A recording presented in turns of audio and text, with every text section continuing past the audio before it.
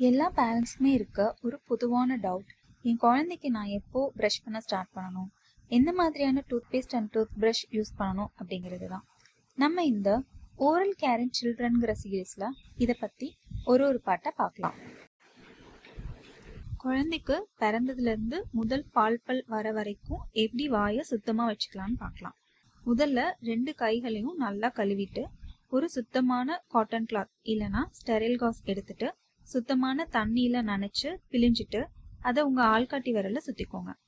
அப்புறமா அதை உங்க குழந்தையோட வாய்க்குள்ள விட்டு முதல்ல குழந்தையோட நாக்க சர்க்குலர் மோஷன்ல ஜென்ட்லா கிளீன் பண்ணுங்க. அடுத்து 2 பக்கமும் இருக்க கம்ஸ் ஈறுகளை மேலையும் கீழையும் ஜென்ட்லா கிளீன் பண்ணுங்க. அடுத்து குழந்தையோட 2 பக்க கன்னத்தின் உள்புறமும் ஜென்ட்லா கிளீன் பண்ணிடுங்க. இந்த மாதிரி ஒரு ஃபீட்க்கு அப்புறமும் பண்ணினா நல்லது. இல்லைன்னா ஒரு நாளைக்கு அட்லீஸ்ட் 3ல இருந்து 4 தடவையாவது கிளீன் பண்றது நல்லது. காட்டன் கிளாத் இல்லைன்னா காஸ்க்கு பதிலாக நீங்க சிலிகான் ஃபிங்கர் பிரஷையும் கூட யூஸ் பண்ணலாம். குழந்தைக்கு பல் முளைக்கிறதுக்கு முன்னாடியே சுத்தம் பண்றது ஏன் முக்கியம்னா, குழந்தைங்களோட ஈர்ல பல் சொத்தை உண்டாக்குற ஸ்ட்ரெப்டோகோக்கஸ் மியூட்டன்ஸ் அப்படிங்கிற பாக்டீரியா இருக்கும். நீங்க குழந்தைங்களோட வாயை சுத்தம் பண்ணலன்னா இது அதிகமா வளர்ந்துடும்.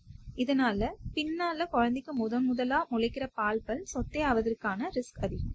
அது மட்டும் இல்லாம முதல் பால் பல் வந்ததுக்கு அப்புறம் முதலா நீங்க பிரஷ் யூஸ் பண்ணி பிரஷ் பண்றீங்கன்னா நிறைய குழந்தைங்க அதுக்கு பழக்கப்படாததுனால ரெசிஸ்ட் பண்ணுவாங்க.